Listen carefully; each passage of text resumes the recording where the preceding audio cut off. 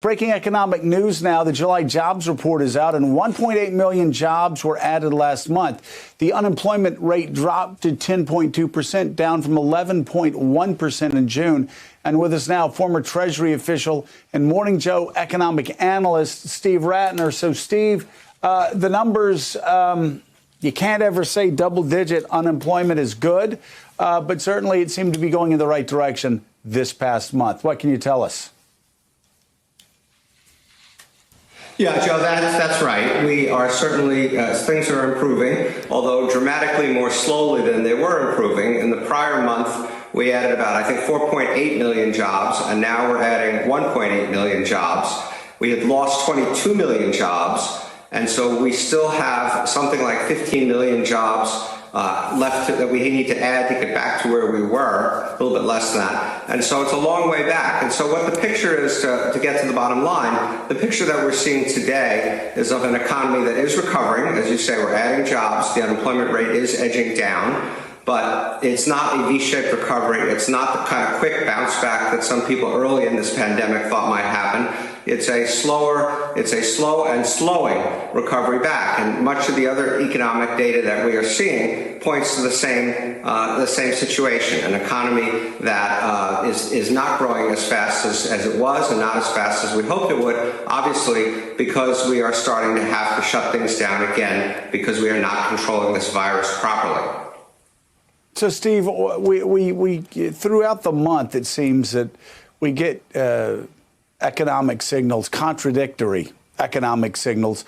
We get concerns, legitimate concerns, obviously, from the Fed chairman. And we hear that the economy is slowing down, that the panic's reemerging.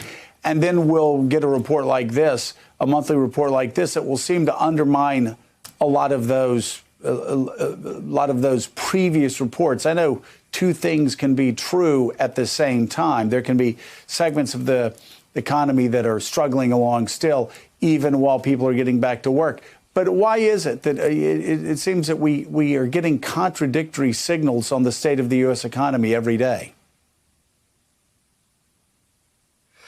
We're in a time that is utterly unprecedented in terms of asking economists and data collectors and all the people involved in giving you that economic picture to give you an accurate one and a timely one. Things are moving fast. Things are happening differently in different parts of the country. And as I said, we're in uncharted waters. For example, the 10.1% unemployment rate, even the Bureau of Labor Statistics says understates by at least 1 percentage point simply by misclassifications because people are in different categories at the moment. But the bottom line, Joe, is I think the picture is fairly consistent. It's of an economy that is recovering, but much more slowly when you compare the number of jobs that we regained in June to the number of jobs that we regained in July and how dramatically that's come down.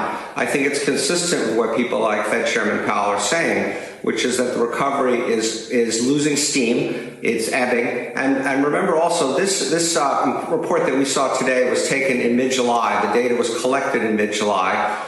We saw the new claims for unemployment insurance number come out earlier this week, and it also shows a picture of an economy very slowly recovering, but where more than 1 million people are still being laid off or claiming unemployment insurance every week. And so I think the picture is roughly consistent, as I said. One other thing about the jobs picture that is concerning is that when you look inside the number of people who are unemployed, it is shifting from people who tell the data collectors, I'm unemployed because I was temporarily laid off or I was furloughed, to people saying to the data collectors, I was basically permanently dismissed or laid off or fired or whatever. And so the structure and the situation within the labor force is somewhat worrisome, but as I said, it's a slow recovery and also one that sits on the edge of tipping one way or the other, depending upon how good a job we do controlling the virus. And the last point I'd make is that if you needed any evidence that we are desperately in need of this new stimulus package, I think these kinds of reports are it, because even though we're recovering, it is way too slow and it doesn't capture the effects of the $600 a week that expired a week ago that people are not going to get anymore,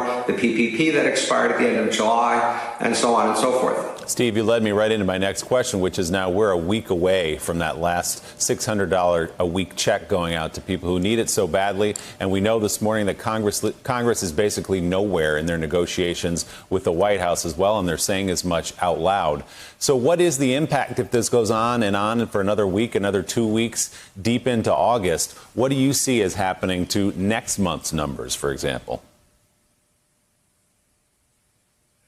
I think Willie, it can only get worse from here. I think that the failure of Congress and the White House to agree on something is going to have could have profound economic consequences. The fact that we did have a substantial and quick rebound after we hit bottom in the spring was considerably due to the quick and effective response by Congress as well as by the Federal Reserve. And if they, at this point, take their marbles and go home, so to speak, because they can't reach an agreement, it's going to have very negative consequences for the economy. It's a very odd situation where Mitch McConnell cannot deliver his caucus for a package that is meaningful. And so essentially he's having to negotiate with the Democrats. And then you have the White House, which changes its mind, it seems like every day, on what they want. And so it's a pretty ugly picture from Congress and very disappointing that they can't respond the way they did earlier in the spring.